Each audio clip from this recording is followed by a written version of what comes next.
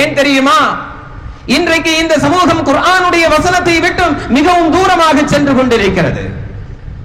1350 ஆண்டுகளுக்கு முன்னால் ஹிரா குகையிலே அஷ்ரஃபுல் ஹல்க் முஹம்மது முஸ்தபா ஸல்லல்லாஹு அலைஹி வஸல்லம் அவர்களை கட்டிப்பிடித்துக் கொண்டு முகர்ரபுல் அம்லாக் ஜிப்ரீல் அலைஹிஸ்ஸலாத்து வஸ்ஸலாம் அவர்கள் ஓதுக நபியே என்று சொன்ன பொழுது எனக்கு ஓத தெரியாது ஜிப்ரீலே என்று விழிப்பிதுங்கி நின்ற அஷ்ரஃபுல் ஹல்க் முஹம்மது முஸ்தபா ஸல்லல்லாஹு அலைஹி வஸல்லம் அவர்களை நெஞ்சோடு கட்டிப்பிடித்துக் கொண்டு முகர்ரபுல் அம்லாக் ஜிப்ரீல் அலைஹிஸ்ஸலாத்து வஸ்ஸலாம் அவர்கள் மீண்டும் சொன்னார்கள் ஓதுக நபியே எனக்கு தெரியாது ஜிப்ரீலே நான் படித்தது கிடையாது, எனக்கு எழுத படிக்க தெரியாது, எனக்கு வாசிக்க தெரியாது என்று ஒதுங்கி நின்ற பொழுது மீண்டும் கட்டி அணைத்ததற்கு பின்னால் முகர்ரபுல் அம்லாக் ஜிப்ரீல் அலைஹிஸ்ஸலாத்து வஸ்ஸலாம் அவர்கள் ஓதி கொடுத்த பிஸ்மில்லாஹிர் ரஹ்மானிர் ரஹீம் இக்ரா பிஸ்மி ரப்பிக்கல்லதீ خلق خلق الانسان من علق اقرا وربك الاكرم الذي علم بالقلم علم الانسان ما لم يعلم என்ற வசனங்களை முகர்ரபுல் அம்லாக் ஜிப்ரீல் அலைஹிஸ்ஸலாத்து வஸ்ஸலாம் அவர்கள் கட்டி அணைத்ததற்கு பின்னால்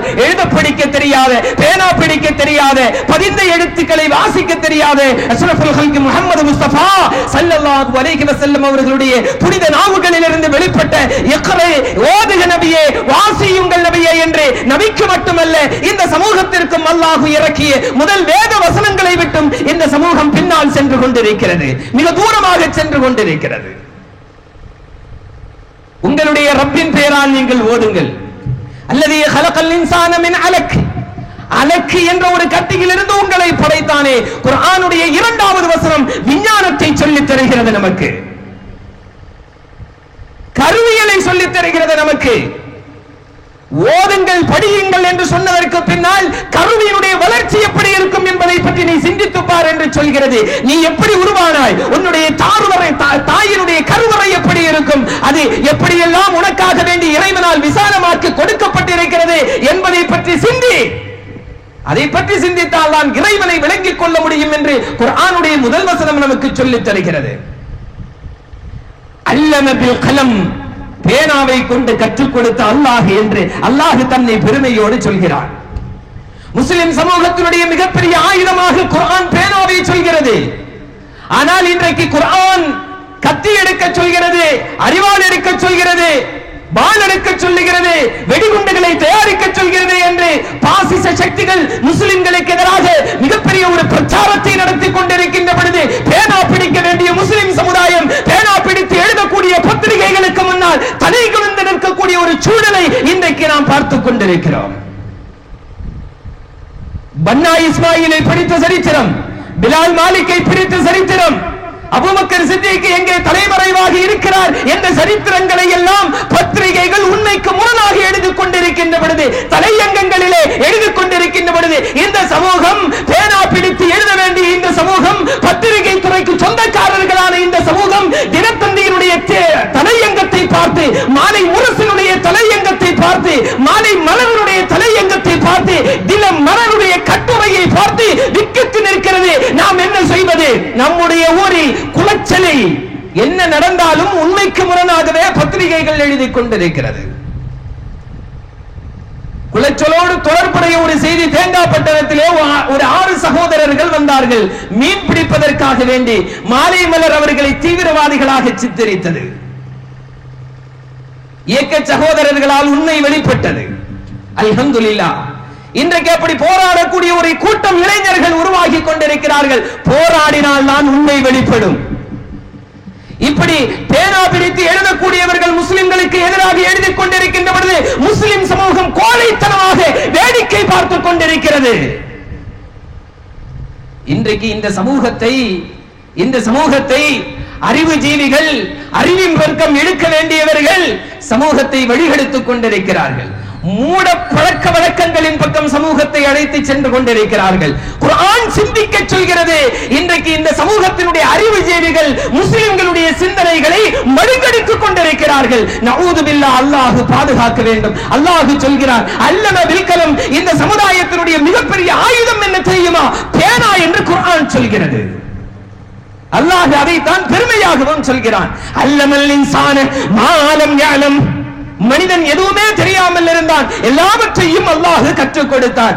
ஆதம் நபி அலைஹிஸ்ஸலாத்து வஸ்ஸலாம் அவர்களை படைத்து அல்லாஹு தஆலா முதலிலே ஆதம் அலைஹிஸ்ஸலாத்து வஸ்ஸலாம் அவர்களுக்கு மலக்குகளை விட சிறப்பாக இருக்க வேண்டும் என்பதற்காக வேண்டி பொருட்களின் பெயர்களை கற்றுக் கொடுத்தான் என்று சூரத்துல் பக்கரா நமக்கு சொல்லித் தருகிறது. அல்லாஹ் படைத்து இந்த மனிதனுக்கு செய்து கொடுத்த முதல் காரியம் கல்வியை கற்றுக் கொடுத்தான்.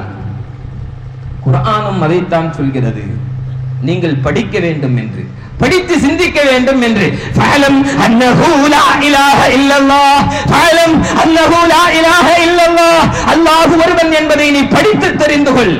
படிக்காம வராத. இங்க கூட்டம் தேவையில்லை, இஸ்லாத்திற்கு கூட்டம் தேவையில்லை. லட்சக்கணக்கில் ஆயிரக்கணக்கில் கோடிக்கணக்கில் மக்கள் இஸ்லாத்தை தழுவ வேண்டும் என்ற அவசியம் கிடையாது. ஒருவன் இருந்தாலும் அல்லாஹ் சொல்கிறான், ஃபஅலம் நீ கற்று தெரிந்து கொள். யாராவது சொல்கிறார்கள் என்பதற்காக வேண்டி அல்லாஹ்வை நம்பினால் அந்த ஈமான் பரிபூரணமாக இருக்காது. ஃபஅலம் அன்னஹு லா இலாஹ இல்லல்லாஹ், அல்லாஹ் ஒருவன் என்பதை நீ கற்று தெரிந்து கொள் என்று குர்ஆன் சொல்கிறது. அப்படி கற்பதற்கு என்ன செய்ய வேண்டும் என்பதையும் குர்ஆன் சொல்கிறது. அஃபலா யன்ظرون இலல் இப்லி கைஃப குலிகத், ஒட்டகம் எப்படி படைக்கப்பட்டிருக்கிறது என்பதை பற்றி நீ சிந்திக்க வேண்டாமா?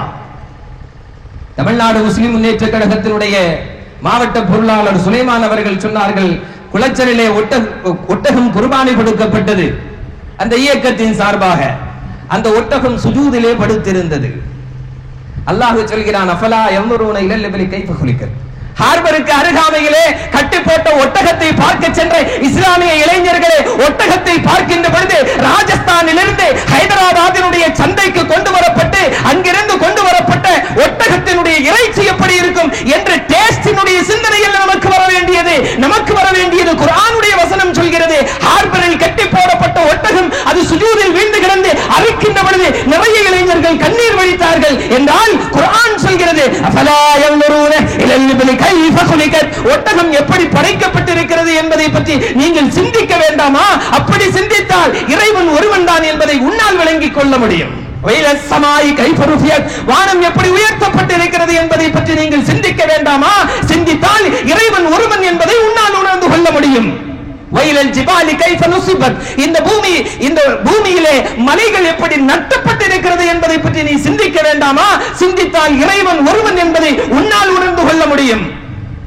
வயலல் அர்தி கைஃப சுத்திஹத், பூமி எப்படி உருண்டையாக வடிவமைக்கப்பட்டிருக்கிறது என்பதை பற்றி நீங்கள் சிந்திக்க வேண்டாமா? சிந்தித்தால் இறைவன் ஒருவன் என்பதை உன்னால் விளங்கிக் கொள்ள முடியும். ஜாக்கிர் நாயக்கினுடைய கேசட்டை கேட்டல்ல ஈமான் வர வேண்டியது, குர்ஆனை புரட்டி பார்க்க வேண்டும். குர்ஆன் சொல்லக்கூடிய சிந்தனைகளை நாம் சிந்திக்க வேண்டும். கேசட்டுகள் கேட்டு பயான்களை கேட்டு அதன் மூலமாக மட்டுமே ஈமான் கொண்டிருந்தால் குர்ஆனோடு தொடர்பில்லை என்று சொன்னால் அந்த ஈமான் கேள்விக்குறியாக்கிவிடும். ஏன் தெரியுமா? குர்ஆனுடைய முதல் வசனமும் அதைத்தான் சொல்கிறது. இறைவனை பற்றி சிந்திக்க வேண்டும் என்று சொன்னால் இதை பற்றி எல்லாம் நீங்கள் சிந்தித்தால் இறைவனை பற்றி சிந்தித்து விளங்கிக் கொள்ள முடியும். அதற்கு பெயர்தான் ஈமான் என்று குர்ஆன் சொல்கிறது.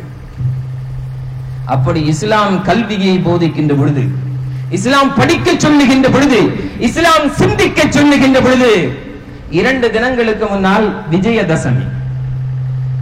விஜயதசமியில இந்து சகோதரர்களுக்கு ஒரு மரபு உண்டு. அன்றைய தினம் தங்களுடைய குழந்தைகளை கோவிலுக்கு அழைத்து சென்று அரசியலே எழுத படிக்க சொல்லிக் கொடுப்பார்கள். இது அவர்களுடைய சடங்கு சம்பிரதாயம்.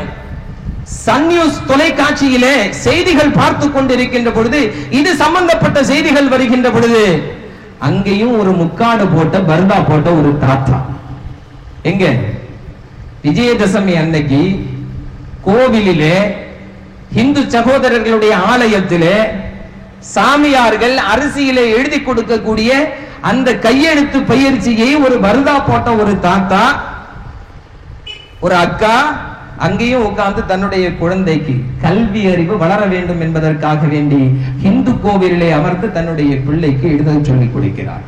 இதை போக்கஸ் பண்ணி காட்டுது மீடியா. என்ன நோக்கம்? முஸ்லிம் சகோதரிகளும் கூட விஜயதசமியை அடிப்படையாக கொண்டுதான் பிள்ளைகளுக்கு கல்வி பயின்று கொடுக்கிறார்கள், பயிற்றுவிக்கிறார்கள். குர்ஆன் சொல்லுது, முதல் வசனமே நீங்கள் படிக்க வேண்டும், ஓத வேண்டும். அல்லாஹ் உங்களுக்கு படிக்க சொல்லி தந்திருக்கிறார். இப்படி குர்ஆனோடு எந்த தொடர்பும் இல்லாத, மார்க்கத்தை தெரியாத, மூட பழக்க வழக்கங்களிலே சம்பிரதாயங்களே சிக்கி தவிக்கக்கூடிய முஸ்லிம் சமூகத்திற்கு குர்ஆனை, ஈமானை, இஸ்லாத்தை, ஷரியத்தை சொல்லிக் கொடுக்க வேண்டும் என்பதற்காக வேண்டி அல்ஹம்துலில்லாஹ் குலச்சலனுடைய இளைஞர்கள் ஒரு மிகப்பெரிய முயற்சியை எடுத்திருக்கிறார்கள். பாராட்ட வேண்டிய ஒரு விஷயம். சகோதரர்களே, என்னிடத்திலே சாதிக் அவர்கள், கோட்டாறு கிளையினுடைய தமிழ்நாடு முஸ்லிம் முன்னேற்ற கழகத்தினுடைய பொருளாளர் சாதிக்கு, அவங்க தான் இங்க கூட்டிட்டு வந்தது. அன்வர் சாதாத் அண்ணனுடைய வேண்டுகோளுக்கு நாங்க வருகின்ற பொழுது சொன்னார்கள், இளைஞர்களை பற்றியும் சமுதாயத்தினுடைய ஒழுக்கக்கேடுகளை பற்றியும் பேச வேண்டும் என்று. ஆனால் சில காரணங்களால் இந்த கூட்டம் தாமதமாக தொடங்கிய காரணத்தினால அந்த அளவுக்கு விரிவாக பேச முடியாது. சுருக்கமாக ஒரு விஷயத்தை சொல்லுகிறேன். குர்ஆன் ஒரு 7 இளைஞர்களை பற்றி சொல்கிறது. உலக சரித்திரம் ஒரு 7 இளைஞர்களை பற்றி சொல்கிறது. இந்த 2 இளைஞர்களில் எந்த இளைஞர்களாக நாம் இருக்க போகிறோம் என்பதுதான் இன்றைக்கு விஷயம். குர்ஆன் ஒரு 7 இளைஞர்களை பற்றி சொல்கிறது. நாம் 6வது வகுப்பிலிருந்து படிக்கக்கூடிய இந்திய பாடத்திட்டத்திலே வரக்கூடிய வரலாறு, உலக வரலாறு ஒரு 7 இளைஞர்களை பற்றி சொல்கிறது. இந்த 7 இளைஞர்களில் எந்த 7 இளைஞர்களாக நாம் இருக்க போகிறோம் என்பதுதான் செய்தி. முதல் 7 இளைஞர்களுக்காக இந்த உலகம் வருத்தப்படுவதில்லை, இந்த உலகம் துஆ செய்வதில்லை. இன்னும் சொல்ல போனால் இந்த உலகம் அவர்களை இன்னும் சுபித்துக் கொண்டிருக்கிறது. குர்ஆன் சொல்லக்கூடிய ஒரு 7 இளைஞர்கள், அவர்களுக்காக வேண்டி இன்றைக்கும் உலகம் துஆ செய்து கொண்டிருக்கிறது. இன்னும் சொல்ல போனால் அல்லாஹ் குர்ஆனிலே சொல்கிறான், குல்லுன் ஃபீ ஃபலகின் யஸ்பஹூன். இன்றைக்கு சுழன்று கொண்டிருக்கக்கூடிய இந்த உலக சுழற்சி முறையையே அல்லாஹ் தஆலா மாற்றி அமைத்ததாக ஒரு 7 இளைஞர்களுக்காக வேண்டி. முதல் 7 இளைஞர்கள் ஆஸ்திரியா நாட்டை சார்ந்த பெர்டினண்டையும் அவருடைய மனைவியையும் இன பிரிவினைவாதத்திற்காக வேண்டி கொலை செய்த 7 செர்பிய நாட்டு இளைஞர்கள். வரலாற்றிலே நாம் பார்க்கிறோம், 2வது உலகப் போர் முடிந்ததற்கு பின்னால் ஆல்பர்ட் ஐன்ஸ்டீன் என்ற விஞ்ஞானி, இவர்தான் அணு பெருவெடிப்பு கொள்கையை உலகத்திற்கு அறிமுகப்படுத்தியவர். E=mc² என்ற சித்தாந்தத்தின் மூலம் ஒரு சிறிய அணுவை வெடிக்க செய்து அதிலிருந்து பல்லாயிரக்கணக்கான அணுக்களை உருவாக்கலாம் என்ற தியரியை உலகத்திற்கு அறிமுகப்படுத்தியவர். இன்றைக்கு நம்முடைய சமுதாய இயக்கங்கள் உட்பட போராடி கொண்டிருக்கக்கூடிய, வேண்டாம் என்ற அரசாங்கத்திடத்திலே முறையிட்டுக் கொண்டிருக்கக்கூடிய கூடங்குளம் அணுமின் நிலையத்திலிருந்து இனிமேல் ஒப்பந்தமாக போகிற, அடிக்கப்படுகிற எல்லா அணு உலைகளினுடைய அஸ்திவாரமும் ஆல்பர்ட் ஐன்ஸ்டீனுடைய இந்த தியரி தான். அப்ப அணுகுண்டை உலகத்திற்கு அறிமுகப்படுத்தியவர். அவரிடத்திலே கேட்டார்கள், 3ஆம் உலகப் போர் எப்படி இருக்கும்? சமீபத்தில் நாமெல்லாம் அதை எதிர்பார்த்தோம். சிரியாவிலே 2000த்திற்கும் மேற்பட்ட முஸ்லிம் குழந்தைகள் உட்பட 2500க்கும் மேற்பட்டவர்களை ரசாயன ஆயுதத்தால் கொன்று குவித்த சிரியாவினுடைய பஷார் அல் ஆசாத்துக்கு எதிராக அமெரிக்கா ஒரு யுத்தத்தை அறிவித்திருந்தால் அது 3வது உலகப் போராக இருக்கும் என்று அஷ்ரஃபுல் ஹல்கி முஹம்மது முஸ்தபா ஸல்லல்லாஹு அலைஹி வஸல்லம் அவர்கள் முன்னறிவிப்பு தந்த ஒரு செய்தியாக இது இருக்குமோ என்று நாம் எல்லாம் எதிர்பார்த்தோம். ஆல்பர்ட் ஐன்ஸ்டீன் இடத்திலே கேட்கப்பட்டது, 3வது உலகப் போர் எப்படி இருக்கும்?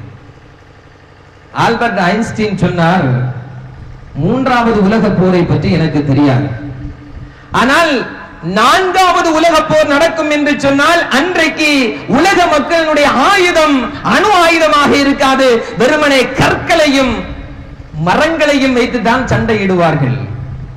ஏனென்றால் 3வது உலகப் போர்னு ஒண்ணு நடந்ததுன்னு சொன்னா உலகமே அழிந்துவிடும், அவ்வளவு பெரிய அணு ஆயுதம் இன்றைக்கு உலகத்திலே தயாரிக்கப்பட்டு தயார் நிலையிலே இருக்கிறது.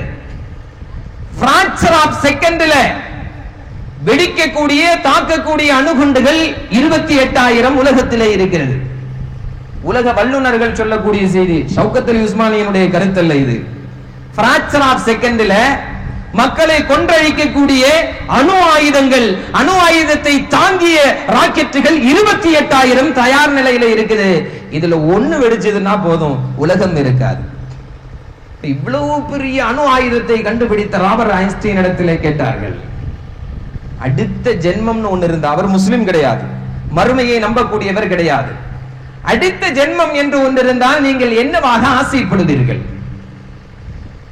இந்தியாவினுடைய முன்னாள் ஜனாதிபதி அபுல் கலாம் இடத்திலே இதே கேள்வி கேட்கப்பட்டது. அபுல் கலாம் சொன்னார், நான் மீண்டும் ஒரு விஞ்ஞானியாகவே பிறக்க ஆசைப்படுகிறேன். ஆல்பர்ட் ஐன்ஸ்டீன் இடத்திலே கேட்டார்கள், நீங்கள் அடுத்த ஜென்மத்திலே என்னவாக இருக்க ஆசைப்படுகிறீர்கள்? இன்னைக்கு எல்லாருக்கும் ஒரு ஆசை, நம்ம சயின்டிஸ்ட் ஆகணும். சயின்டிஸ்ட் ஆனா ஜனாதிபதி ஆயிரலாம், இந்தியாவினுடைய முதல் குடிமகனாக மாறிவிடலாம், சமூகம் நம்மை மதிக்கும். எனவே எல்லோருக்கும் விஞ்ஞானியாக ஆக வேண்டும். அதனாலதான் காலாண்டு தேர்வு முடிஞ்ச உடனே நம்ம பிள்ளைங்க எல்லாம் ப்ராஜெக்ட்னு சொல்லி நம்ம உயிரை எடுக்குது. நம்மளும் கடகடையா ஏறி இறங்கி அவ என்ன ப்ராஜெக்ட் பண்ணாலும் அதுக்கு உண்டான எல்லா பொருட்களையும் வாங்கியும் நம்ம கொடுக்கிறோம். எல்லாரும் சயின்டிஸ்ட் ஆகணும். ஆனா சயின்டிஸ்ட் ஆன ஆல்பர்ட் ஐன்ஸ்டீன் என்ன சொன்னார் தெரியுமா? அடுத்த ஜென்மம் என்று ஒன்றிருந்தால் நான் ஒரு சாலையோரத்தில் அமர்ந்து செருப்பு தைக்கக்கூடிய ஒரு செருப்பு கூலி தொழிலாளியாகவே நான் பிறப்பதற்கு ஆசைப்படுகிறேன். அப்படி அவர் சொல்வதற்கு காரணம் என்ன தெரியுமா? அவருடைய கண்களுக்கு முன்னால் அவருடைய ஆயுதம் ஹிரோஷிமாவிலே நாகசாகியிலே பயன்படுத்தப்பட்ட பொழுது ஏறத்தாழ 5 லட்சம் மக்கள் உருக்குலைந்து போனார்கள். ஏறத்தாழ 100 ஆண்டுகள் கடக்க போகிறது. இன்றைக்கும் அதனுடைய விபரீதத்தை ஜப்பானுடைய குழந்தைகள் இன்றைக்கும் அதை அனுபவித்துக் கொண்டிருக்கிறார்கள். தன்னுடைய கண்களுக்கு முன்னால் தன்னுடைய கண்டுபிடிப்பினால் மக்கள் அழிக்கப்படுகின்ற பொழுது அவர் சொன்னார், வேண்டாம், அடுத்த ஜென்மத்தில் நான் விஞ்ஞானியாக பிறக்க விரும்பவில்லை, நான் ஒரு செருப்பு தைக்கக்கூடிய ஒரு கூலி தொழிலாளியாகவே பிறக்க ஆசைப்படுகிறேன் அப்படின்னு சொல்ற அளவுக்கு மிகப்பெரிய தாக்குதலை இந்த உலகம் சந்தித்தது இரண்டாவது உலகப் போர். இரண்டாவது உலகப் போருக்கு காரணமாக இருந்தது முதல் உலகப் போர். முதல் உலகப் போரிலே தோற்றவர்களும் ஜெயித்தவர்களும் பழிதீர்த்துக் கொள்வதற்காக வேண்டிய இரண்டாம் உலகப் போர் இருந்தது என்பதை சரித்திரத்திலே நாம் படிக்கிறோம். முதல் உலகப் போருக்கு காரணம் என்ன தெரியுமா? இந்த செர்பியாவை சார்ந்த 7 இளைஞர்கள் செர்பிய நாட்டை துண்டாடக்கூடாது என்பதற்காக வேண்டி ஆஸ்திரியாவினுடைய இளவரசனையும் இளவரசினியையும் கொன்றார்கள். இதற்காக வேண்டி உலகம் அடித்துக் கொண்டது. இந்த 7 இளைஞர்களால் உலகம் மிகப்பெரிய ஒரு பேரழிவை சந்தித்தது. இன்றைக்கும் ஜப்பான் அதிலிருந்து மீளவில்லை. ஒரு 7 இளைஞர்களுடைய மூளையிலே ஏற்பட்ட ஒரு சின்ன பிசகல், ஒரு சின்ன தவறான சிந்தனை, அது ஒரு நாட்டினுடைய இளவரசனும் இளவரசியையும் கொன்ற பொழுது பழிதீர்த்துக் கொள்ள வேண்டும், போட்டி போட்டுக் கொள்ள வேண்டும், யார் பெரியவன் என்பதை உலகத்திற்கு நிரூபிக்க வேண்டும் என்பதற்காக வேண்டி காத்துக் கொண்டிருந்த ஜெர்மனியும் இங்கிலாந்தும் ஆரம்பித்து வைத்தது யுத்தத்தை. அதனுடைய வெளிப்பாடு ஆல்பர்ட் ஐன்ஸ்டீனே சொல்லிட்டான், இனி நான் விஞ்ஞானியாக பிறக்க விரும்பவில்லை. இது மாதிரிதான் இன்றைக்கு முஸ்லிம் இளைஞர்களும் நாம் என்ன செய்கிறோம் என்ற சிந்தனை நமக்கில்லை. இந்திய இளைஞர்களுடைய பாதை எப்படி இருக்க வேண்டும் என்ற ஒரு திட்டமிடுதல் இஸ்லாமிய இளைஞர்களிடத்திலே இல்லை. இப்படி நாம் செய்யக்கூடிய ஒரு சின்ன தவறுகள் இஸ்லாமிய சமுதாயத்தை எப்படி பாதிக்கும் என்ற ஒரு தொலைநோக்கு பார்வை இன்றைக்கு இஸ்லாமிய இளைஞர்களிடத்திலே இல்லை. இஸ்லாமிய இளைஞர்களை சரியாக வழி நடத்த வேண்டிய ஒரு சரியான அறிஞர்கள் இன்றைக்கு இஸ்லாமிய சமூகத்திலே இல்லை. இஸ்லாம் வளர்கிறது, இஸ்லாம் வளர்கிறது, நாம் அதை பெருமையாக பேசிக் கொள்கிறோம். கனடாவிலே இஸ்லாம் வளர்கிறது, ஆஸ்திரேலியாவிலே இஸ்லாம் வளர்கிறது, அமெரிக்காவிலே வளர்கிறது, ஜெர்மனிலே வளர்கிறது, ரஷ்யாவிலே வளர்கிறது, பிரான்சிலே வளர்கிறது. சகோதரா, குளச்சலிலே இஸ்லாம் என்ன செய்து கொண்டிருக்கிறது? கன்னியாகுமரி மாவட்டத்திலே இஸ்லாம் என்ன செய்து கொண்டிருக்கிறது? தமிழகத்திலே, இந்தியாவிலே உலகத்திலேயே அதிகமான முஸ்லிம்கள் வாழ்ந்து கொண்டிருக்கக்கூடிய மிகப்பெரிய இஸ்லாமிய நாடான இந்தோனேஷியாவிலே இஸ்லாத்தினுடைய நிலைமை என்ன?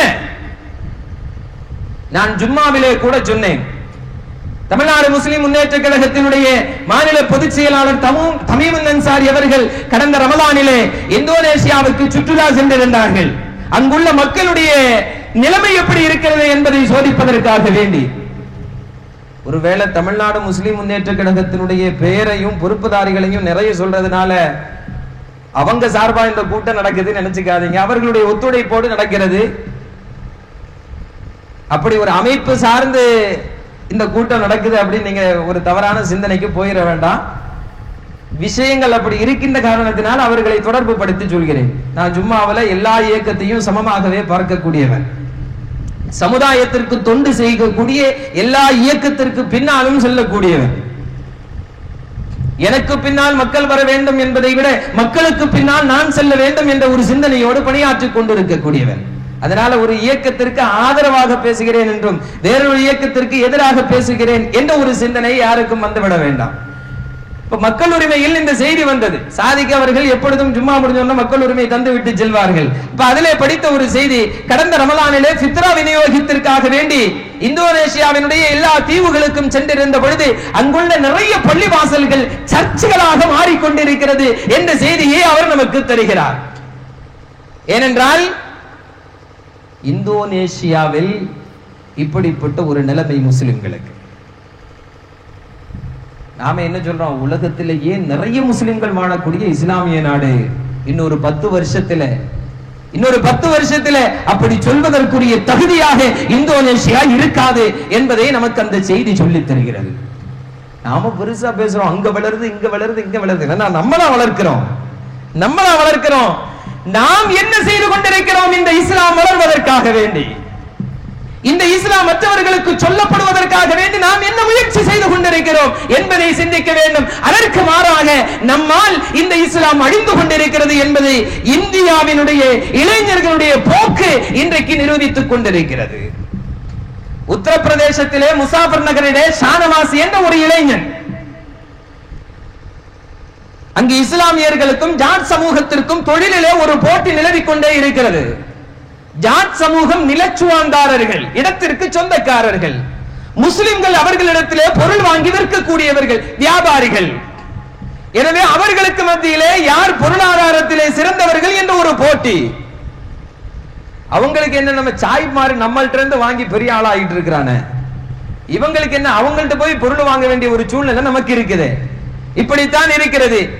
இந்தியாவில் உள்ள எல்லா கலவரங்களுக்கும் காரணம் என்ன தெரியுமா? நக்கீரனும் ஜூவியும் எழுதக்கூடிய செய்தி, இங்குள்ள வியாபாரத்திலே முஸ்லிம்கள் ட்ரேட்மார்க் பிசினஸ் செய்து கொண்டிருக்கிறார்கள், ட்ரேடிங் செய்து கொண்டிருக்கிறார்கள். அதற்கு போட்டியாக மார்வாடிகள் வந்து கொண்டிருக்கிறார்கள். மார்வாடிகளுக்கும் முஸ்லிம்களுக்கும் ஏற்படக்கூடிய தொழில் போட்டியை மார்வாடிகள் பாசிச சக்திகளோடு இணைந்து கொண்டு முஸ்லிம்களுக்கு எதிராக பாசிச சக்திகளை தூண்டிவிடுகிறார்கள். இது பத்திரிகைகள் நமக்கு சொல்லக்கூடிய ஒரு செய்தி.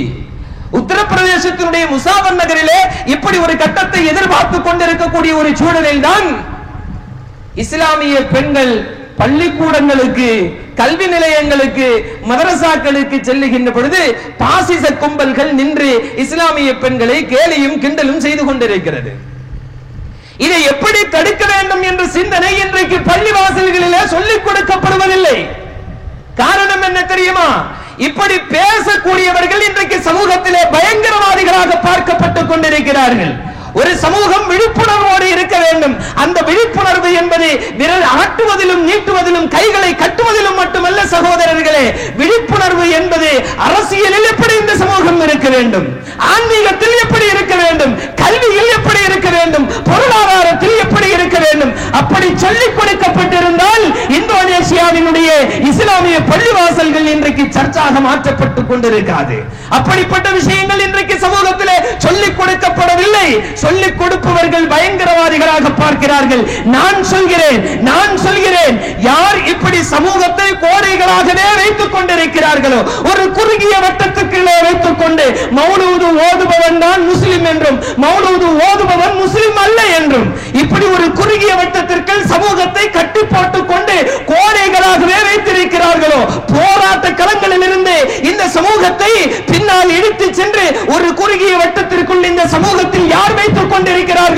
அவர்கள் தான் இந்த இஸ்லாமிய இளைஞர்களை பயங்கரவாதத்திற்கு தயார்படுத்திக் கொண்டிருக்கிறார்கள் என்பதை நான் திட்டமிட்டு சொல்வேன். ஏன் தெரியுமா? நம்முடைய கடந்த கால சமூகம் நம்மை பற்றி அக்கறை இல்லாமல் இருந்தது. எனவே நாம் இன்றைக்கு பத்திரிகைகளிலே பயங்கரவாதிகளாக பார்க்கப்படுகிறோம். நான் கேட்கிறேன், குளச்சலில் எத்தனை இளைஞர்களுக்கு டெட்டனேட்டர்களை பற்றி தெரியும்? எத்தனை இளைஞர்களுக்கு ஆர்டிஎக்ஸ்னுடைய ஃபுல் ஃபார்ம் தெரியும்? எத்தனை இளைஞர்களுக்கு நாட்டு வெடிகுண்டுகளை தயாரிக்க தெரியும்? ஒன்றும் தெரியாத இஸ்லாமிய இளைஞர்கள் இன்று பயங்கரவாதிகளாக பத்திரிகைகளிலே சித்தரிக்கப்படுவதற்கு காரணம் என்ன தெரியுமா? நம்முடைய கடந்த தலைமுறை நம்மை பற்றி கண்டுகொள்ளாமல் இருந்தது. நல்ல மீன் வாங்கி சாப்பிடுவாங்க, இறைச்சி வாங்கி சாப்பிடுவாங்க. வயசான காலத்துல பள்ளிவாசல்ல போய் உட்கார்ந்து இருப்பாங்க. ஏதாவது நேர்ச்ச காலம் வந்தா நேர்ச்ச கொடுப்பாங்க. அடுத்த ஜெனரேஷன் என்ன செய்ய போகிறது? அவர்கள் எப்படி வாழ போகிறார்கள்? எதிர்காலத்தினுடைய இந்தியாவினுடைய நிலைமை என்ன? இதை பற்றி யோசிக்காமல் விட்டுவிட்டார்கள். அதனால இன்னைக்கு நாம இப்படி இருக்கிறோம். நாம் மீண்டும் இப்படியே இருந்தால் இந்த சமூகம் அரசியலிலே எப்படி இருக்க வேண்டும் என்பதை பள்ளிவாசல்களில் சொல்லிக் கொடுக்கப்படவில்லை என்றால், சில இயக்கங்கள் தெருவிலே நின்று முடங்கிக் கொண்டிருக்கிறது. ஆனால் பள்ளிவாசல்கள் என்பது எல்லா மக்களும் ஒன்றிணையக்கூடிய ஒரு பகுதி. இந்தியாவினுடைய சுதந்திர போராட்ட களத்தை பள்ளிவாசல்களிலே அமைத்துக் கொண்டார்கள். இன்றைக்கும் உத்தரப்பிரதேசத்திலே அகிலேஷ் யாதவினுடைய அமைச்சரவையிலே முஸ்லிம்களுக்கு ஒரு பெரிய பங்கு இருக்கிறது. அதற்கும் காரணம் இந்த ஜமாத்துகளும் பள்ளிவாசல்களும் தான். அப்படி ஒரு சூழ்நிலையை நாம் ஏற்படுத்தாவிட்டால், எதை பற்றியுமே கண்டுக்காம இந்த சமுதாயத்தை நீட்டுவதிலும் ஆட்டுவதிலும் தம்மில் அடிக்க செய்து கொண்டிருந்தால் அடுத்த ஜெனரேஷன் ஆயுதம் ஏந்த வேண்டி இருக்கும். நஊது பில்லாஹ், அல்லாஹ் பாதுகாக்க வேண்டும். இதை பற்றியே கண்டுக்காம, இவனுடைய படிப்பை பத்தி, இவனுடைய பொருளாதாரத்தை பத்தி, இவனுடைய வாழ்வாதாரத்தை பத்தி, இவனுடைய அரசியலை பத்தி கண்டுக்காம நாம் இப்படியே ஒரு பாதையை, ஒரு குறுகிய வட்டத்திற்குள்ள இந்த சமூகத்தை அடைத்து வைத்தால் நமக்கு தெரியும் இந்தியாவில் என்ன நடந்து கொண்டிருக்கிறது. ஒன்று பாசிச சக்திகளால் இந்த சமூகம் வெட்டி கொல்லப்படும், சுட்டரிக்கப்படும், அல்லது அவர்களை எதிர்க்கக்கூடிய முதுகெலும்புள்ள இளைஞர்கள் ஆயுதம் எடுக்க வேண்டி இருக்கும். உல்ஃபா தீவிரவாதம் உருவானது எப்படி? இந்த இந்தியாவிலே 26 மாநிலங்களை ஆட்கொண்டிருக்கக்கூடிய நக்சலைட்டிசம் உருவானது எப்படி? இதை படிக்க வேண்டும் முஸ்லிம்கள், இதை தெரிய வேண்டும். இந்த நாட்டிலே ஜனநாயக ரீதியாக போராடுவது, பேசுவது என்பது அது நமக்கு உரிமை இருக்கிறது. இந்த நாட்டிலே எதையும் போராடி பெற வேண்டும் என்ற உரிமை நமக்கு இருக்கிறது. அதை இந்த சமூகத்திற்கு சொல்லிக் கொடுக்காத காரணத்தினால் சமூகம் தெருவில் இறங்க பயந்து கொண்டிருக்கிறது. எங்க பேசினா தீவிரவாதி ஆயிரோமோ அப்படிங்கிற ஒரு பயம், அப்படி ஒரு பயத்தை இந்த சமூகத்திற்கு புகட்டி விட்டார்கள் கடந்த காலத்திலே. எனவே இந்த சமூகம் அடங்கி இருக்கிறது. தயவு செய்து உணர்ந்து கொள்ளுங்கள், இப்படி பேசுபவன் பயங்கரவாதி அல்ல, இதை பேசாமல் இருப்பவன் இந்த சமூகத்தை எதிர்காலத்திலே பயங்கரவாதத்திற்கு அழைத்து செல்கிறான். எனவே சமூகத்திலே மிகவும் எச்சரிக்கையோடு இருக்க வேண்டியவர்கள். எப்பா அதை பேசக்கூடாது, இதை பேசக்கூடாது இப்படின்னு சொல்றானே, அவன் தான் மிகப்பெரிய பயங்கரவாதி. ஏன்னா எதிர்கால ஜெனரேஷனை ஒன்னு கோழையாக்குறான், இல்லைன்னா தீவிரவாதி ஆக்குறான். நஊது பில்லாஹ், அல்லாஹ் பாதுகாக்கப்பட வேண்டும். எனவே சமூகத்திற்கு சொல்லிக் கொடுக்க வேண்டும். பாசிச சக்திகளை எதிர்கொள்வது எப்படி, அரசியலிலே எப்படி அடியெடுத்து வைப்பது, என்ன படிக்க வேண்டும், அரசு அலுவலகங்களிலே என்னென்ன பணிகளுக்கு நாம் விண்ணப்பிக்க வேண்டும், இதெல்லாம் பள்ளிவாசல்ல சொல்லிக் கொடுக்கணும். நம்ம சமூகம் படிக்காம வெளிநாட்டுக்கு போகுது. வெளிநாட்டுல போய் அரேபியா அப்படிங்கிற பேர்ல அரேபியாவிற்கு போகுது. அங்கே பேசக்கூடிய பாஷை அரபிதான். ஆனால் இவன் வேலை செய்யக்கூடிய எல்லா கம்பெனிகளிலும் மேலாளர்கள் யாரு? முஸ்லிம் அல்லாதவர்கள். ஜிடிஎன்ல நான் பஹ்ரைனில் இருக்கின்ற பொழுது ஜிடிஎன்ல ஒரு கிளாசிஃபைஸ்ல ஒரு அட்வர்டைஸ்மெண்ட் வருதுன்னு சொன்னா, ஒரு ஜாப் ஆப்பர்ச்சுனிட்டி, வேலை வாய்ப்பிற்கு உண்டான ஒரு விளம்பரம் வருகிறது என்று சொன்னால் அது வருவதற்கு முன்னால எங்க போகுது? சர்ச்சுக்கு போகுது. அங்க போய் இதற்கு தகுதியானவர்கள் யாரும் இருக்கிறார்களா என்று கேட்கிறார்கள். இல்லைன்னா தான் பத்திரிகைக்கே வருகிறது. முஸ்லிம்களுக்கு அப்படி ஒரு வாய்ப்பு அரேபியாவிலே உண்டா, சவுதியிலே உண்டா, துபாயில உண்டா, மஸ்கட்ல உண்டா, ஓமான்ல உண்டா, குவைத்துல உண்டா, பஹ்ரைன்ல உண்டா? கிடையாது. நாம அங்கேயும் போய் அடிமைகளாகவே இருந்து கொண்டிருக்கிறோம். அஷ்ரஃபுல் ஹல்க் முஹம்மது முஸ்தபா ஸல்லல்லாஹு அலைஹி வஸல்லம் அவர்கள் எப்படிப்பட்ட ஒரு சமூகத்தை கட்டமைத்தார்கள். இன்று பள்ளிவாசல் கட்டுவதிலே போட்டி. அது தௌஹீது பள்ளியா சுன்னத்து பள்ளியா? இது பெருசா இருந்தா அது பெருசா இருக்கணும். இந்த பள்ளியிலேயே தொழுகிறதுக்கு ஆள் இருக்காது, அப்ப இன்னொரு பள்ளி வேற. இதிலே போட்டு நிலவுகிறது. சகோதரர்களே, மதீனாவிற்கு வந்த பொழுது அஷ்ரஃபுல் ஹல்க் முஹம்மது முஸ்தபா ஸல்லல்லாஹு அலைஹி வஸல்லம் அவர்கள் முதலிலே செய்தது பள்ளிவாசலை கட்டினார்கள். அடுத்ததை செய்ததை இன்னைக்கு சமூகத்தில் யாருமே செய்யறதில்லை. பள்ளிவாசல் கட்டுறதோட நிறுத்திக்கிறோம்.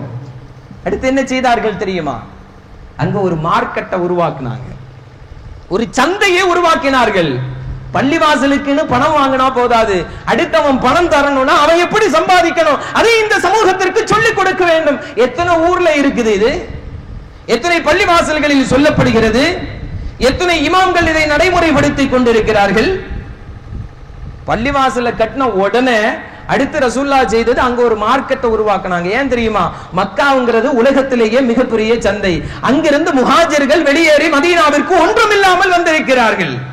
அல்லாஹ்விற்காக வேண்டி தன்னை நம்பி வந்த ஒரு கூட்டத்திற்கு ஒரு சிறந்த பொருளாதார பிளாட்ஃபார்மை உருவாக்கி கொடுக்க வேண்டும் என்று மதீனாவை ஒரு சந்தையாக அஷ்ரஃபுல் ஹல்க் முஹம்மது முஸ்தபா ஸல்லல்லாஹு அலைஹி வஸல்லம் அவர்கள் மாற்றினார்கள் என்பதை வரலாறு படித்திருக்கக்கூடிய சகோதரர்களே, அப்படிப்பட்ட ஒரு சூழ்நிலையை நாம் உருவாக்காமல் இருப்பதற்கு காரணம் என்ன? இந்த இஸ்லாத்தை நாம வேற திசையில பார்த்துட்டு இருக்கிறோம். அதனால இஸ்லாம் அழிந்து கொண்டிருக்கிறது. எனவே இன்றைய இஸ்லாமிய இளைஞர்களுக்கு சரியான ஒரு வழிகாட்டுதல் கிடையாது. விவேகத்தோடு வேகமாக இருக்க வேண்டும் என்ற சிந்தனை அவர்களுக்கு மத்தியிலே ஊட்டப்படுவதில்லை.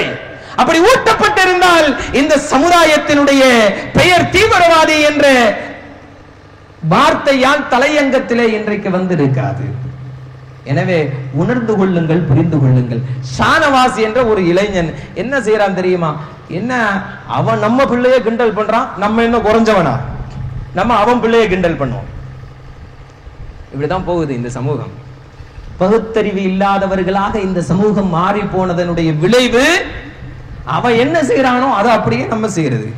இப்படியா நபிகள் நாயகம் ஸல்லல்லாஹு அலைஹி வஸல்லம் அவர்கள் நமக்கு கற்றுத் தந்தார்கள். மார்க்க அறிவில்லாத காரணத்தினால் ஷானவாஸ் என்ற இளைஞன் என்ன செய்தான் தெரியுமா? அவன் மட்டும் நம்ம பிள்ளையை கிண்டல் பண்றான், இவன் போய் அந்த ஏரியாவில் நின்று ஜாட் சமூகத்தை சார்ந்த பிள்ளைகளை கேலி செய்தான். உடனே அங்க இருந்து 2 பேரு பார்த்தான், சும்மா விடுவானா? ஆசாத் நகர்ல வந்து நம்ம பிள்ளையை கிண்டல் பண்ணா நீங்க சும்மா விடுவீங்களா? அப்ப அந்த சமூகத்திலிருந்து 2 பேரு பார்த்தா அவனை அடிச்சான். அடிச்சதுல ஷானவாஸ் என்ற இளைஞன் இறந்து போனார். ஷானவாசனுடைய கூட்டம் அந்த குடும்பம் எல்லாம் பார்த்தது. ஷானவாச அடிச்சிட்டு அவன் சும்மா இருந்துருவானா? இவர்கள் அவர்களை திரும்ப தாக்கினார்கள். அவர்கள் 2 பேர் இறந்து போனார்கள். இதை எதிர்பார்த்து காத்துக் கொண்டிருந்த மோடியினுடைய ரத்த வேட்டையாடக்கூடிய பாசிச சக்திகள் இதைத்தான் எதிர்பார்த்து கொண்டிருந்தார்கள். உத்தரப்பிரதேசத்தில் நமக்கு ஒரு களம் வேண்டும் என்று குஜராத்திலிருந்து இறக்குமதி செய்தார்கள். ஏறத்தாழ 200க்கும் மேற்பட்டவர்கள் முசாஃபர் நகரிலே கண்டம் துண்டமாக வெட்டி எறியப்பட்டார்கள். 12 டாக்டர்கள் மார்ச்சுவரியிலே வைக்கப்பட்டிருக்கக்கூடிய டெட்பாடிகளை பார்த்து அந்த மருத்துவர்களை அதிர்ந்து போனார்கள். 4 குழந்தைகள் கண்டம் துண்டமாக வெட்டப்பட்டிருக்கிறது. ஒரு பெண் 2ஆக வெட்டி எரித்து கொல்லப்பட்டு கொண்டு வந்து வைக்கப்பட்டிருக்கிறார். போஸ்ட்மார்ட்டம் செய்த மருத்துவர்கள் சொன்னார்கள், 2 தினங்களுக்கு எங்களால் சாப்பாட்டை நுகர்ந்து பார்க்க முடியவில்லை என்று. மருத்துவர்கள் அதிர்ந்து போகக்கூடிய அளவிற்கு மிகப்பெரிய ஒரு நரவேட்டையை மோடியினுடைய கூட்டம் அரங்கேற்றியது முசாஃபர் நகரிலே. வழிவகுத்து கொடுத்தது யார்? ஒரு இஸ்லாமிய இளைஞன், ஷானவாஸ் அவனுடைய பெயர். சகோதரர்களே, இதுதான் இஸ்லாமிய இளைஞர்களுடைய செயல்பாடுகளை அவர்கள் எதிர்நோக்கி காத்துக் கொண்டிருக்கிறார்கள். என்ன கேஸ்ல வருவான் என்று காவல்துறை எதிர்பார்த்து காத்துக் கொண்டிருக்கிறது. என்ன கேஸ்ல இவன் மாட்டுவான், இவனை எப்படி தீவிரவாதி ஆக்கலாம். பாசிச சக்திகள் அமைதியாக இருக்கிறார்கள், எதிர்பார்த்து காத்துக் கொண்டிருக்கிறார்கள். குளச்சல்ல என்ன பிரச்சனை வரும், எப்படி நம்முடைய படைய உள்ள அனுப்பலாம். இப்படிப்பட்ட ஒரு சூழலில் என் அருமை இஸ்லாமிய இளைஞர்களே, எப்படிப்பட்ட இளைஞர்களாக நாம் இருக்கிறோம் கொஞ்சம் சிந்திச்சு பாருங்க. இது உங்களுடைய வாழ்க்கை சம்பந்தப்பட்ட பிரச்சனை. இது ஏதோ ஷௌகத்துல் உஸ்மானியுடைய பிரச்சனை அல்ல. இது உங்கள் சம்பந்தப்பட்ட, உங்கள் வாழ்க்கை சம்பந்தப்பட்ட, உங்களுடைய மனைவி மக்கள் சம்பந்தப்பட்ட, உங்களுடைய சகோதர சகோதரிகள் சம்பந்தப்பட்ட, உங்களுடைய பெற்றவர்கள் பிறப்பு சம்பந்தப்பட்ட பிரச்சனை. இது பேச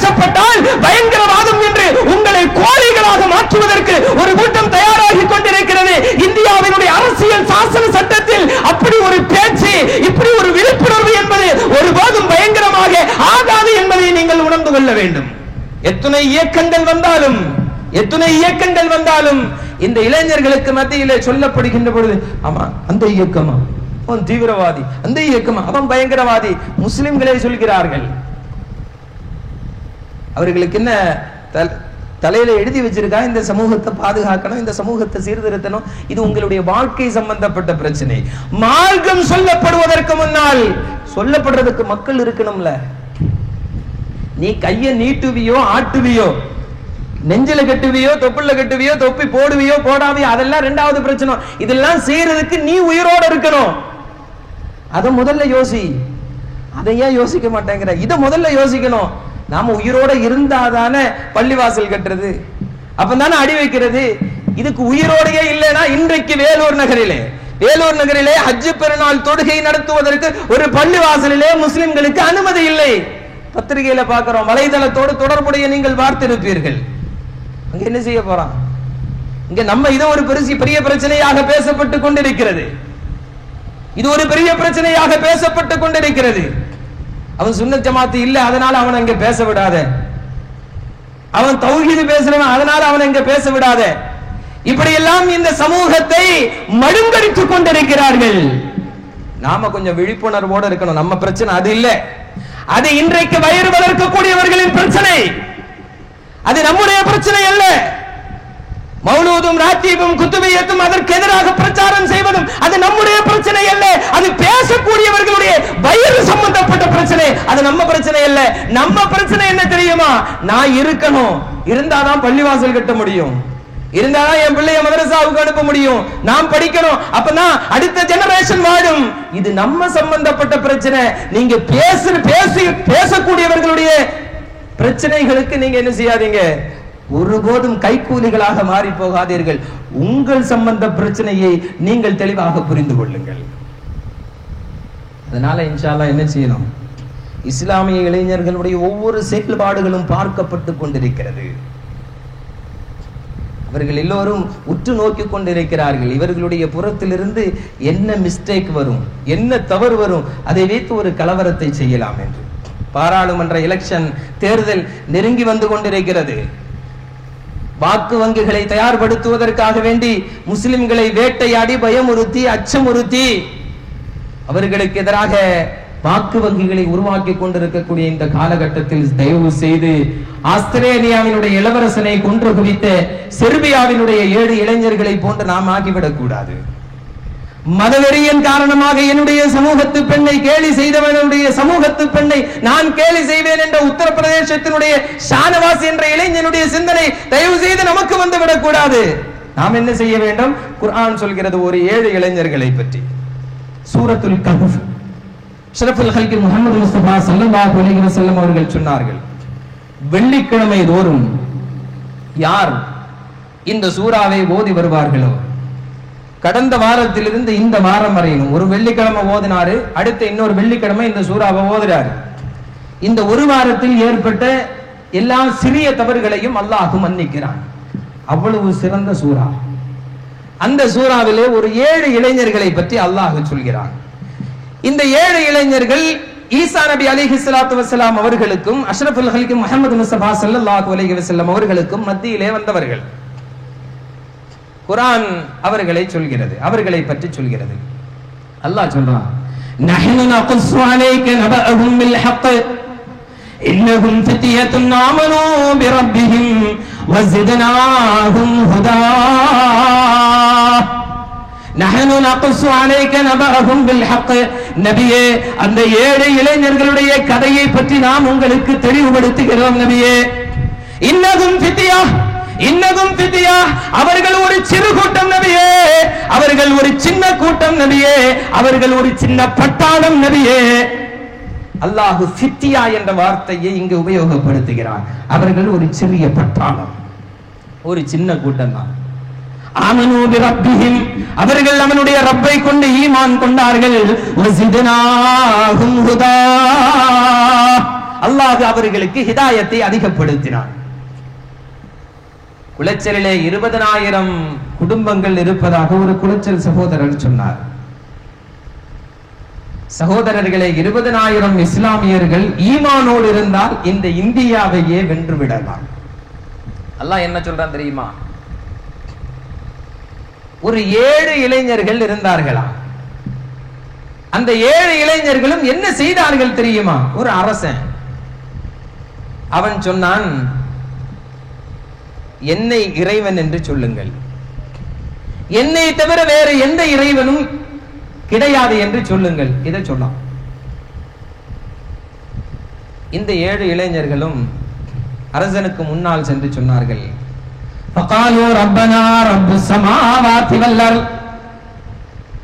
நீ என்னடா உன்னை இறைவன் சொல்ற ரப்பனா ரப்பஸ் ஸமாவாத்தி வல் அர்த், எங்களை படைத்தது வானம் பூமியை படைத்த எங்களுடைய ரப்பு, அவனை தவிர வேறு எந்த கடவுளையும் இறைவன் என்று எங்களால் ஒருபோதும் அழைக்க முடியாது. யாருக்கு முன்னால? அத்தனை அதிகாரத்தையும் படைத்த அரசனுக்கு முன்னால் இப்படி பேசப்பட்டால் கொல்லப்படுவோம் என்பதை தெரிந்து கொண்டதற்கு பின்னாலும் ஒரு 7 இளைஞர்கள் ஆசாத் நகரில் அப்படி ஒரு 7 இளைஞர்கள் இருந்தால் அல்லாஹ் இந்த பூமியினுடைய சுழற்சியையே மாற்றி அமைப்பதாக சொல்கிறார். ஒரு 7 இளைஞர்கள் உலகத்தினுடைய வரலாற்றை தரைமட்டமாக்கினார்கள். குர்ஆன் சொல்லக்கூடிய 7 இளைஞர்கள், அது ஆசாத் நகரிலே இருந்தாலும் சரி, லெப்பகலையில இருந்தாலும் சரி, மொத்தத்தில் கொலைச்சலில் இருந்தால் அல்லது குமரி மாவட்டத்தில் இருந்தால், தமிழகத்தில் இருந்தால், இந்தியாவில் இருந்தால், அந்த 7 இளைஞர்களை போன்று இருந்தால் அல்லாஹ் சொல்கிறான், பூமியினுடைய சுழற்சியையே நான் மாற்றி அமைப்பேன், மாற்றி அமைத்திருக்கிறான். அவங்க சொன்னது என்ன தெரியுமா? அரசனுக்கு முன்னால போய் இறைவன் ஒருவன் என்பதை தவிர வேறு எந்த கடவுளையும் எங்களால் அழைக்க முடியாது, அப்படி நாங்க சொல்லவே மாட்டோம். அரசன் சொன்னா சொல்லலைன்னா உங்களை உயிரோட விட மாட்டேன். அங்க என்ன செய்யணும்? போய் முதல்ல நின்று சொல்லணும். அந்த ஈமானிய பலம் நம்முடைய நெஞ்சில வேண்டும். குஜராத்திலே என்ன பார்த்தோம்? சூலாயுதத்தோடு வந்து நிற்கக்கூடிய பாசிச சக்திகளுக்கு முன்னால் ஒரு சகோதரன் கை கூப்பி நிற்கிறான், உயிர் பிச்சை கேட்டு. ஹன்சத்துல் கர்ரானுடைய பரம்பரை, ஜாஃபர் இப்னு அபீ தாலிபினுடைய பரம்பரை, சயத் இப்னு அபீ வக்காஸினுடைய பரம்பரை, அப்துல்லாஹ் இப்னு ஜஹ்ஷனுடைய பரம்பரை, அலி ரலியல்லாஹு தஆலா அன்ஹு அவர்களுடைய பரம்பரை, உமரின் பரம்பரை, அபூபக்கர் சித்திக்கின் பரம்பரை, சூலாயுதத்திற்கு முன்னால் உயிர் பிச்சை கேட்கக்கூடிய அளவிற்கு இந்த சமூகம் கோழையாகி போனதா?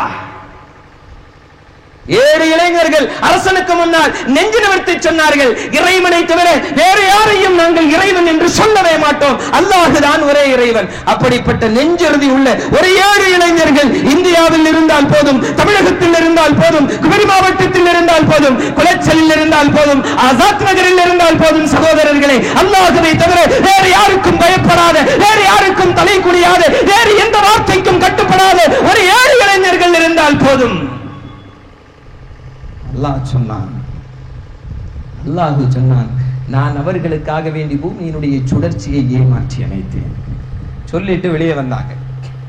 வெளியே வந்து 7 இளைஞர்களும் ஆலோசனை செய்தார்கள், இனிமேல் இந்த அரசனுக்கு முன்னால் இந்த நாட்டில் இருந்தால் அரசன் நம்மை விடமாட்டான், நம்மை கொடுமைப்படுத்தி நம்மை கொல்வதற்கு முயற்சி செய்து எப்படியாவது நம்மளை சொல்ல வைப்போம்.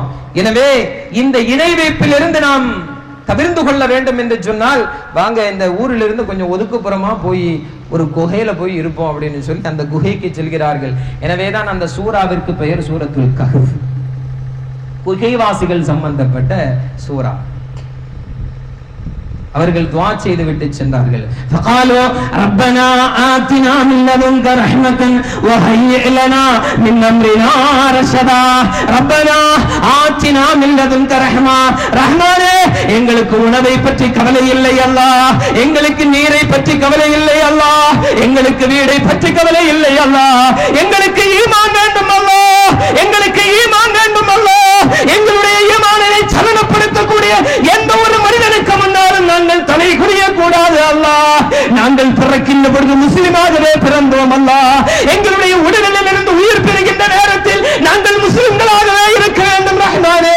ஃபகாலு ரப்பனா ஆத்தினா மின் லதுன்க ரஹ்மா வ ஹய்யிஅ லனா மின் அம்ரினா ரஷதா. அல்லாஹ்வே நாங்கள் உணவு கேட்கவில்லை அல்லாஹ், அல்லாஹ்வே நாங்கள் உங்களுக்கு குடிப்பதற்கு பானம் கேட்கவில்லை அல்லாஹ், எங்களுக்கு இந்த உலகத்தினுடைய சுகத்தை கேட்கவில்லை அல்லாஹ், அழகான பெண்களை கேட்கவில்லை அல்லாஹ், பொன்னையும் பொருளையும் கேட்கவில்லை அல்லாஹ், அல்லாஹ்வே ரஷதா. யா அல்லாஹ் எங்களுக்கு நேரான பாதையை காட்டுவாய் அல்லாஹ். எங்களுக்கு ஹிதாயத் வேண்டும் ரஹ்மானே, எங்களுக்கு ஈமான் வேண்டும் ரஹ்மானே. நாங்கள் முஸ்லிம்களாகவே மரணிக்க வேண்டும் அல்லாஹ். ஒருபோதும் முஸ்லிம் அல்லாத நிலைமையிலே மரணித்து விடக்கூடாது அல்லாஹ். ஏழு இளைஞர்கள் துஆ செய்தார்கள் சகோதரர்களே. ஏழு இளைஞர்கள் அல்லாஹ்விடத்திலே கேட்டார்கள் சகோதரர்களே. அழகான பெண்களை கேட்கக்கூடிய என்னருமை இளைஞர்களே, அழகான பெண்களுக்கு பின்னால் அலைந்து திரியக்கூடிய என்னருமை இளைஞர்களே, நீங்கள் ஈமானை கேளுங்கள் அல்லாஹ்விடத்திலே, நீங்கள் ஆகிரத்தை கேளுங்கள் அல்லாஹ்விடத்திலே, நீங்கள் ஈமானிய உறுதியை கேளுங்கள் அல்லாஹ்விடத்திலே. நீங்கள் முஹ்லிஸீன்களாக இருக்க வேண்டும் என்று துஆ செய்யுங்கள். நீங்கள் முத்தகீன்களாக இருக்க வேண்டும் என்று துஆ செய்யுங்கள். நீங்கள் எதிர்பார்ப்பதை விட அல்லாஹ் இந்த உலகத்தினுடைய சுழற்சியையே அல்லாஹ் மாற்றி தருகிறான் என்று குர்ஆன் நமக்கு வாக்குறுதி அளிக்கிறது. ஏழு இளைஞர்களும் கேட்டார்கள், யா அல்லாஹ் எங்களுக்கு நேரான பாதை வேண்டும். அல்லாஹ் அந்த குகையிலே ஏறத்தாழ 300 ஆண்டு காலங்கள் அந்த குகையிலே உறங்க வைத்தான். 300 ஆண்டு காலங்கள் அவர்களை உறங்க வைத்தான். உறக்கத்திலேயே அப்படி இப்படி புரட்டி போட்டான். குர்ஆன் சொல்கிறது, உறங்க வைத்து அந்த சமூகத்தை பாதுகாத்தான். அல்லாஹ் என்ன சொல்றான், நபிட்ட சொல்றான், وترى الشمس إذا طلعت تزاور عن كهفهم ذات اليمين وإذا غربت تقرضهم ذات الشمال وهم في فجوة منه. அவர்களுடைய குகையினுடைய வாசலுக்கு நேராக சூரியன் வராமல் அதனுடைய இடதுபுறமாகவும் வலதுபுறமாகவும் சூரியனுடைய சுழற்சியை மாற்றியமைத்ததாக சூரத்துல் கஹ்ஃப் சொல்கிறது. குர்ஆனை கொஞ்சம் புரட்டி பாருங்க சகோதரர்களை. சூரத்துல் கஹ்ஃபினுடைய தர்ஜுமாவை எடுத்து படித்து பாருங்கள். அல்லாஹ் சொன்னா, அந்த குகைக்கு முன்னால் யாராவது வந்தால் அவர்களோடு ஒரு நாய் இருந்தது. அந்த நாய் அந்த குகைக்கு முன்னால் கம்பீரமாக நின்றிருந்தது. நபியே, நீங்கள் அந்த குகைக்கு முன்னால் சென்றால் நீங்களும் பயந்து விரண்டு ஓடுவீர்கள், பின்வாங்கி விடுவீர்கள் என்று அல்லாஹ் சொல்கிறான். ஒரு 7 இளைஞர்கள் ஈமான விலைக்கு கொடுக்க முடியாது என்று சொல்லி அரசினிடத்திலே போராடி வெளியே வருகிறார்கள். 300 ஆண்டு காலங்கள் அவர்களை உறங்க வைத்து நாயை கொண்டு அல்லாஹ் பாதுகாத்தான். நாயை கொண்டு அல்லாஹ் பாதுகாத்தான். சகோதரர்களே, நம்முடைய பாதுகாப்பு என்பது அது நம்முடைய கரங்களில் அல்ல. என்ன செய்வான் அல்லாஹ் நினைச்சா நாயை கொண்டும் பாதுகாப்பான். தௌரு குகையில சிலந்தி வலையை கொண்டும் அல்லாஹ் பாதுகாத்தான். அஷ்ரஃபுல் ஹல்கி முஹம்மது முஸ்தபா ஸல்லல்லாஹு அலைஹி வஸல்லம். என்ன செய்யணும்? அதை தியாகம் செய்யக்கூடிய எண்ணம், சிந்தனை அது நம்முடைய உள்ளத்துல வரணும். இல்லாம நம்ம பாட்டுல உட்கார்ந்து பள்ளிவாசல்லே உட்கார்ந்துக்கிட்டு குர்பான் இறைச்சியை வாங்கி ஃப்ரிட்ஜில் வச்சு சமைச்சு சாப்பிட்டுட்டு இருந்தா அல்லாஹ் பார்த்துக்கிடுவான், அல்லாஹ் பார்த்துக்கிடுவானா? அப்படி அல்லாஹ்வுக்கு பார்க்கணுங்கிற அவசியம் எல்லாம் கிடையாது. நாம இன்ஷா அல்லாஹ் தியாகம் செய்வதற்கு வெளியே வர வேண்டும். ஒரு காலகட்டத்திலும் ஈமானை விலை பேசுவதற்கு நாம் சம்மதிக்க கூடாது. மூமினாக பிறந்தோம், இன்ஷா அல்லாஹ் மூமினாக மரணிக்க வேண்டும். அப்படி ஒரு உறுதியான எண்ணத்தோடு இருந்தால் அல்லாஹ் என்ன செய்யறான்? பூமியினுடைய சுழற்சியையே மாற்றி அமைக்கிறான். 300 ஆண்டு காலங்கள் புரண்டு புரண்டு படைக்க வைத்த 7 இளைஞர்களை பற்றி குர்ஆன் சொல்கிறது. அஸ்ஹாபுல் கஹ்ஃபிலே, சூரத்துல் கஹ்ஃபிலே அஸ்ஹாபுல் கஹ்ஃப் என்ற அவர்களுடைய புனைப்பெயரோடு அந்த சூரா அந்த சரித்திரத்தை தெளிவுபடுத்துகிறது. 2 கூட்டம் இளைஞர்களை உங்களுக்கு முன்னால் எடுத்து சொன்னேன். ஒன்று உலகத்தை ஃபசாதாக்கிய இளைஞர்கள், மற்றொன்று உலகத்தினுடைய சுழற்சியையே அல்லாஹ் மாற்றி அமைத்தானே அப்படிப்பட்ட இளைஞர்கள். நாம் எந்த இளைஞர்களாக இருக்க வேண்டும் என்று தீர்மானியுங்கள். இன்ஷா அல்லாஹ் ஈமான் இருந்தால் பாதுகாப்பு என்பது அல்லாஹ்வினுடைய புறத்திலிருந்து இருக்கும். நாம எப்பவுமே நம்மளை தியாகம் செய்வதற்கு தயாராக இருக்க வேண்டும். அப்படி தயாராக இருந்தால் உலகத்தில் இன்றைக்கு முஸ்லிம் சமூகம் சந்தித்துக் கொண்டிருக்கக்கூடிய அனைத்து பிரச்சனைகளுக்கும் அல்லாஹ்வினுடைய புறத்திலிருந்து உதவி கிடைக்கும் என்பதுதான் இந்த ஹஜ் பெருநாள் நமக்கு சொல்லக்கூடிய சுப செய்தி. அல்லாஹ் ரப்பல் இஸ்ஸத் அப்படிப்பட்ட குர்ஆன் சொன்ன 7 இளைஞர்களாக நம் அனைவர்களையும் ஆக்கி அருள் புரிவானாக என்ற நல்ல துஆவோடு முடித்துக் கொள்கிறேன். வாஹிரு தஅவானா அல்ஹம்துலில்லாஹி ரப்பில் ஆலமீன். அஸ்ஸலாமு அலைக்கும் வ ரஹ்மத்துல்லாஹி வ பரகாத்துஹு.